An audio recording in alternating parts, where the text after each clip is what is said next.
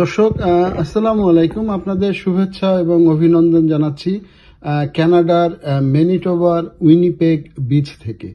এটি একটি অন্যতম বড় বিচ এবং এখানে প্রচুর পানি। তো দেখছেন যে পিছনে যতদূর দেখা যাচ্ছে শুধু ধুধু করে শুধু স্নো আর স্নো, কিন্তু এইটা শীতের সময়ের দৃশ্য। গরমের সময়ের দৃশ্যটা কিন্তু সম্পূর্ণ ভিন্ন রকমের। চলুন আমরা একটু দেখে আসি গরমের সময়ে এই জায়গাটার ভিউটা কেমন থাকে। বিচে মানুষ নামছে, তো আমরা আমাদের খাওয়া দাওয়ার পালা শেষ, এবার আমরা একটু বিচে নামার চেষ্টা করব। তো পানিগুলি এখন গরম, শীতের সময় প্রত্যেকটা জায়গাতেই স্নো থাকে এবং হয়তো এই জায়গাগুলিতে স্নো ভরা থাকে না, কিন্তু পানিগুলি তো অবশ্যই ঠান্ডা থাকে। তো আমরা এখন একটু দেখি নামতে পারি কিনা। বেশ কয়েক হাজার মানুষ এই বিচে, আজকে শনিবার ছুটির দিন, সে কারণে অনেক মানুষ। তো দেখলেন যে গরমের সময়ের ভিউটা। আসলে কানাডার এই লেকগুলিতে এই প্রচন্ড ঠান্ডার সময় এই ধরনের স্নো থাকে এবং মানুষ আসে, তবে মানুষ আর এইভাবে বিচে ঘুরতে আসে না। এই এত স্নোর মধ্যে থেকেই গাড়ি চালায়, দূরে মানুষ স্নো মোবিল নিয়ে ঘুরতে থাকে, অর্থাৎ সেখানে ঘোরে, ছাড়া গাড়ি নিয়ে ঘোরে, আইস ফিশিং করে এই বিচগুলিতে। তো সব মিলিয়ে স্নো উইন্টার এবং সামারের মধ্যে কিন্তু যথেষ্ট পার্থক্য রয়েছে এই বিচগুলিতে।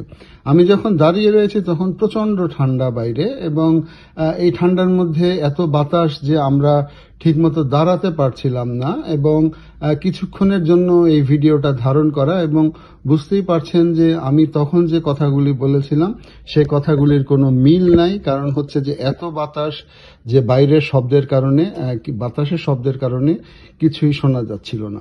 তো এই বিচগুলি আমরা উইন্টারের মধ্যে তেমন একটা দেখা হয়নি, তবে বিচ ছাড়া যে অন্যান্য নদী বা লেক আমরা সেগুলি ঘুরেছিলাম এবং সে জায়গাগুলিতে আমরা দেখেছি যে কিভাবে গাড়ি চলে বা কিভাবে মানুষ ঘোরাঘুরি করে বা আইস ফিশিং করে।